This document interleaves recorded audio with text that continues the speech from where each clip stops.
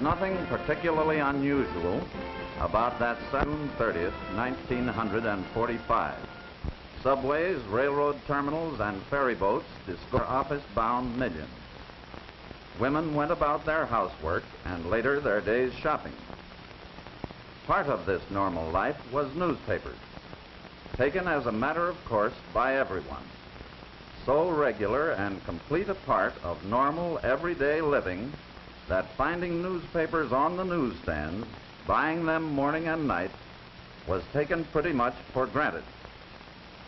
Never a thought of the rumbling presses that produced them, completely oblivious to the vast transportation system that placed them so conveniently on 14,000 strategically located newsstands throughout the city. No reason to contemplate what life without newspapers would mean, until suddenly and with little warning, strike. 1,700 delivery men ceased work. Newspaper trucks stopped rolling. Newsstands formerly piled high with 8 daily New York newspapers were devoid of newspapers, devoid of customers, barren as a desert waste. With the lone exception of PM, newsstands were as bare as Mother Hubbard's cupboard. 13 million metropolitan New Yorkers deprived of their daily newspaper fare, and this at a time when great events were in the making the world over. President Truman was on his way to a meeting of the Big Three. Japanese cities were being laid waste by B-29s. Thousands of American boys were returning home from European battlefields. Now newspapers were more than a habit, more than a convenience. They were a necessity.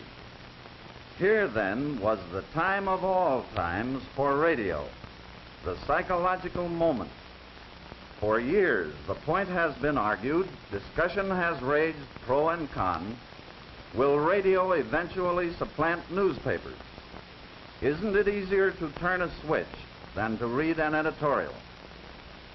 Yes, for radio, here was a heaven-sent opportunity.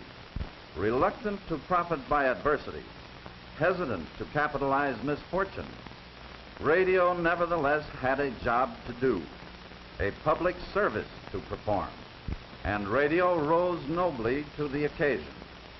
Newscasters and commentators labored long and hard. Radio news programs were substantially increased. Many newspapers either started or increased their regular news radio roundup. The Times was on the air every hour on the hour. The Herald Tribune had a regular news period. The News doubled its schedule, went on the air 48 times a day. At almost any hour, day or night, the public could flip a dial and hear a newscast. Certainly, if news by radio could satisfy the news-hungry public, radio was giving it every chance. But something was lacking. An appetizer is a poor substitute for a full meal. A starving man languishes on a Hollywood diet. Radio was apparently not the right answer. Newspaper readers telephoned in and discovered that despite pickets, newspapers were still being published every day. Learned they could obtain copies by going directly to the newspaper plant. Here is the Herald Tribune plant on the first day of the strike, showing the truck loading platform used to sell papers in the emergency. The first day of the strike, Herald Tribune circulation plummeted to 15,000. But as more and more loyal Tribune readers learned they could buy the paper at the plant, they went to the Herald Tribune in ever-increasing numbers.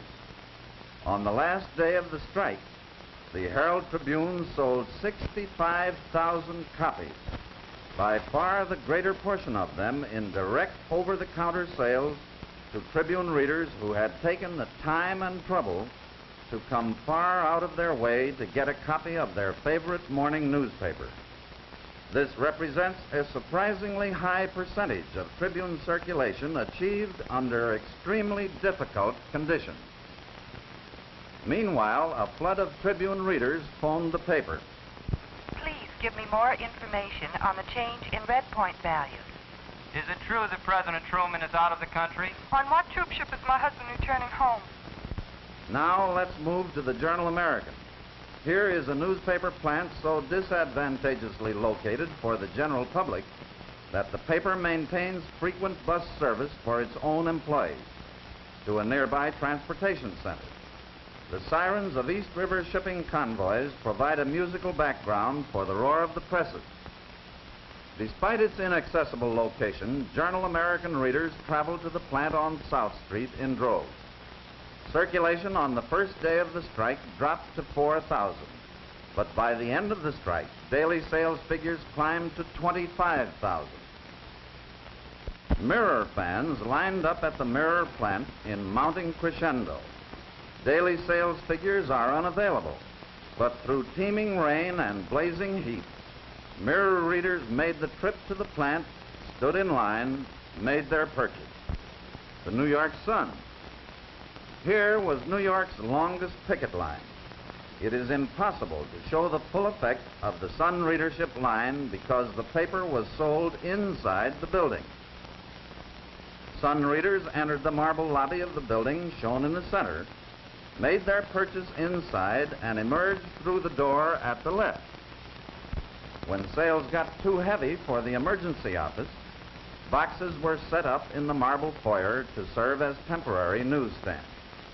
During rush hours, the place looked like Grand Station. Circulation climbed from a low of 23,000 on the first day of the strike to a high of 78,000 on the last day. The New York World Telegram. This plant is located downtown near the New Jersey commuting terminal.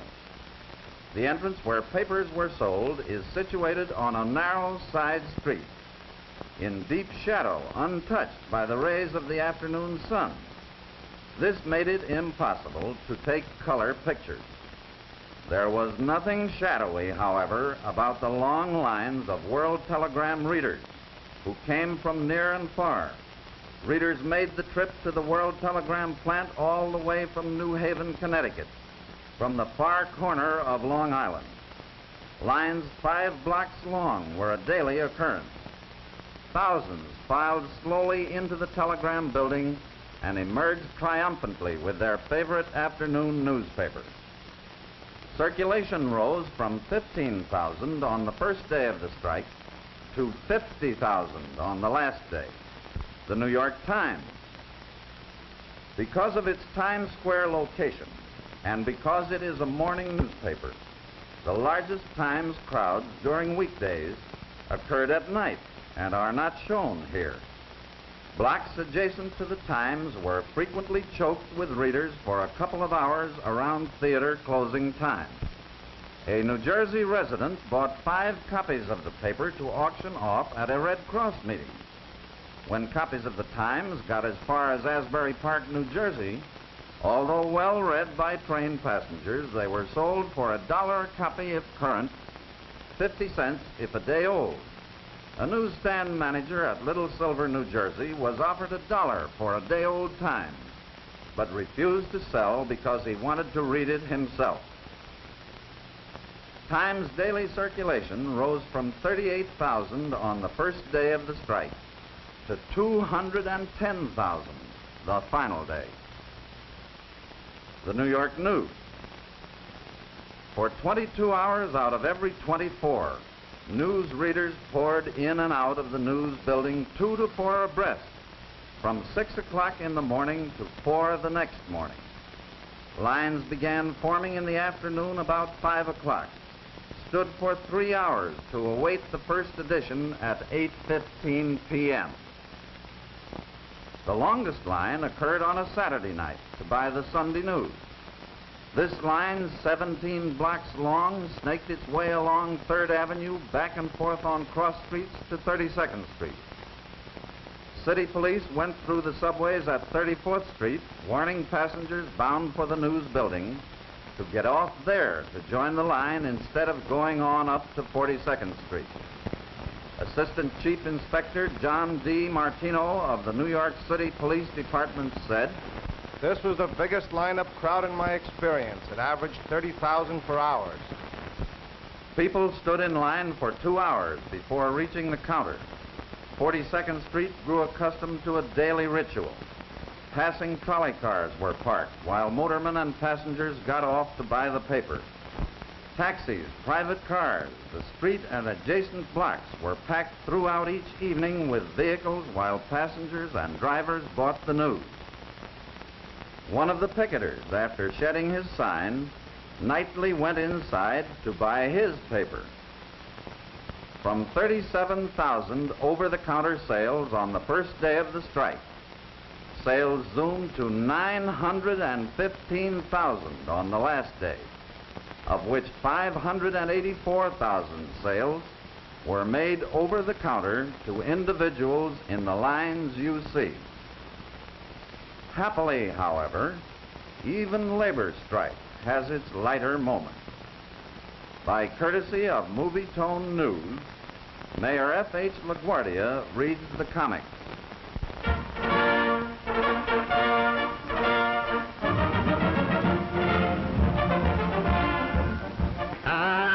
Here's Dick Tracy. Now here, the first picture is the laundry wagon. It's a yellow laundry wagon. And Wet Wash, that's the driver, you know. He's very calmly sitting down with his back toward the back of the wagon, eating his lunch. Our little friend, Bleeding Huff, what is her name? I'll get it in a minute. She's inside with the money. And she says, "When are you going to let me out of here?" He says, Wet Wash says, "Easy, sister, easy." And then the next picture, and we hear the sound from inside the wagon. Wet Wash says, "I'll let you out when you've decided to give me a better cut of that dough." From the inside, and we see the inside now. "I offered you $1,000. What do you think I am? This is my money." And if you remember, she starts stripping and tearing up the laundry. And she has all of the money in bills in a pillow slip. And we hear Wet Wash, "Listen, baby, I know you're a maid at Van Hoosen's. I saw you there last week. And I know there's something phony about that dough. Now, when we get it, it's going to be 50-50.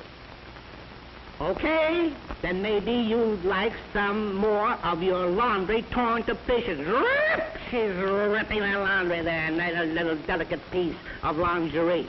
And he looks in. "Ye gods, I lose my job over this. Stop, you win. I'll settle for $5 grand. Now, get this picture. Here is Wet Wash. The doors of the laundry wagon are open. He's leaning with his back toward the wagon, and he's counting his money. 2, 3, 4,000. Now he's getting into the hundreds. 600, 700, 800. And the picture shows a hand of Breathless stretching out. She's got hold of that iron pot. Remember the iron pot she took from the Van Hoosen's gardener's flat to put the money in. And crash! She crashes it on his head. Knocked out. Say, children, what does it all mean? It means that dirty money never brings any luck. Thus, New York learned that if the newspapers could not go to the public would come to the papers. During the 17 days of the strike, the public came to the various plants, bought a total of 10,628,000 newspapers. Trouble, inconvenience, this was the price paid each day for New York newspapers by long lines of people in rain and sun, standing for hours on hard concrete, risking bodily harm by cutting through picket lines, impervious to shouted warnings of pickets in a city heavily unionized. Men, women, and children in all walks of life, giving up a summer evening of pleasure or relaxation, going without lunch or postponing dinner for hours, coming for miles in oven-warm subways to stand for long periods in halting or slow-moving files. Patient, perspiring, persistent, all for a few penny purchase. Such is the miracle of journalism, and such is the significance of newspapers to their readers. Newspapers which can be read and reread. Newspapers in which the public can read all about it in their own time, at their own convenience. And thus was New York's sigh of relief when the strike finally was ended, when within the hour the trucks were rolling and New York life returned to normal. Once again, dramatic proof has been given that no other medium can take the place of newspapers in the lives of the people.